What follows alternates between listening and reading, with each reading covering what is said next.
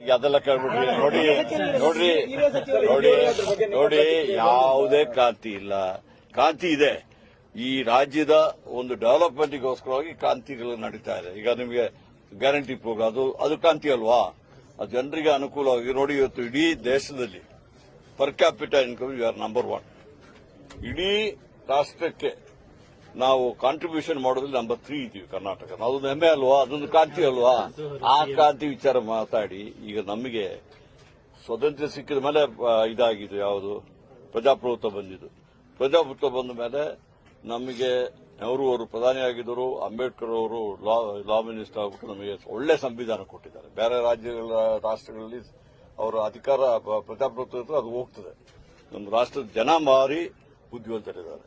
ಅದರಿಂದ ಇವತ್ತು ಯಾವುದೇ ಕ್ರಾಂತಿ ಇಲ್ಲ. ನಾವೆಲ್ಲ ಯಾರೇ ಇರಲಿ, ನಾವು ಜನರಿಂದ ಆಯ್ಕೆ ಮಾಡಿದ್ವಿ. ನಾನಾಗಲಿ, ಬಚ್ಚೇಗೌಡರಾಗಲಿ, ಜನ ನಮಗೆ ಮತ ಕೊಟ್ಟರೆ ನಾವು ಎದ್ದು ಬರ್ತೀವಿ ಹೊರತು ನಾವೇನು ನಾಮಿನೇಟೆಡ್ ಆಗಿ ಇಲ್ಲಿ ಬರ್ಲಿಕ್ಕೆ ಆಗೋದಿಲ್ಲ. ಆದ್ದರಿಂದ ನಮ್ಮ ಮುಖ್ಯಮಂತ್ರಿಯವರು ಒಳ್ಳೆ ಕೆಲಸ ಮಾಡ್ತಿದ್ದಾರೆ, ಉಪಮುಖ್ಯಮಂತ್ರಿಯವರು ಒಳ್ಳೆ ಕೆಲಸ ಮಾಡ್ತಿದ್ದಾರೆ. ಯಾವುದೇ ಕ್ರಾಂತಿ ಇಲ್ಲ.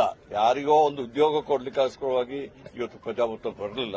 ಯಾರೇ ಇರಲಿ, ಅವಕಾಶ ಸಿಕ್ಕಿದಾಗ ಆದಷ್ಟು ಒಳ್ಳೆ ಕೆಲಸ ಮಾಡಲಿಕ್ಕೆ ಪ್ರಯತ್ನ ಮಾಡಿ. ನೋಡಿ, ನೀವು ಆ ಪ್ರಶ್ನೆ ಕೇಳ್ತೀರಾ? ನೋಡಿ, ಬದಲಾವಣೆ ಆಗ್ತಾ ಹೈಕಮಾಂಡ್ ಹೇಳಿದಾರ? ನಮ್ಮಲ್ಲಿ ಕಾಂಗ್ರೆಸ್ ಪಕ್ಷದಲ್ಲಿ ಒಂದು ಪಾರ್ಟಿ ಇದೆ, ಹೈಕಮಾಂಡ್ ಇದೆ. ನಮ್ಮ ಮಲ್ಲಿಕಾರ್ಜುನ ಖರ್ಗೆ ಅವರು ಇವತ್ತು ರಾಷ್ಟ್ರಾಧ್ಯಕ್ಷರಾಗಿದ್ದಾರೆ. ಅವರೇನಾದ್ರು ಹೇಳಿದಾರ ಬದಲಾವಣೆ ಆಗ್ತದೆ? ರಾಹುಲ್ ಗಾಂಧಿ ಅವರು ಹೇಳಿದಾರ? ಸೋನಿಯಾ ಗಾಂಧಿ ಅವರು ಹೇಳಿದಾರ? ಮತ್ತೆ ನಿಮಗೆ ಯಾಕೆ ಇದೆಲ್ಲ ನಿಮ್ ತಪ್ಪಲ್ಲ, ನಾನು ಹೇಳಲ್ಲ.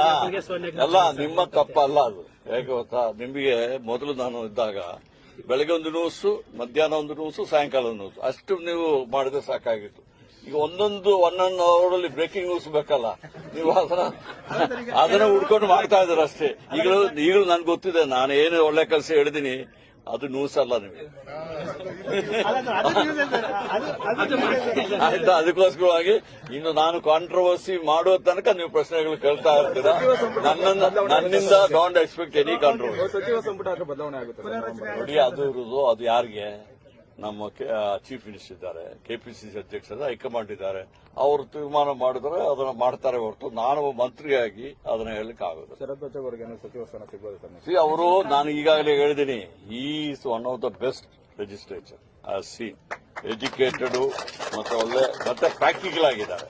ಅವರಿಗೆ ಫ್ಯೂಚರ್ ಅಲ್ಲಿ ನ್ಯಾನ್ಲ ಬರ್ತದೆ ಅಂದ್ಬಿಟ್ಟು ನಾನೇನು ಹೇಳಲಿಕ್ಕಾಗ್ತದ? ನೀವೇ ಹೇಳ್ಬೇಕಾಗ್ತದೆ. ನೀವು ಹೊಸಕೋಟೆಯವರೇ ಹೇಳ್ಬೇಕಾಗ್ತದೆ. ನೀವು ಅವರಿಗೆ ಬೆಂಬಲ ಕೊಡ್ತಾ ಇರಿ, ಅವ್ರು ಏನ್ ಬೇಕಾದ್ರೂ ಆಗ್ಬೋದು. ಬಿಹಾರ ಚುನಾವಣೆ 300 ಕೋಟಿ ಫಂಡಿಂಗ್ ಮಾಡ್ತಾರೆ ಅಂತ ಬಿಜೆಪಿ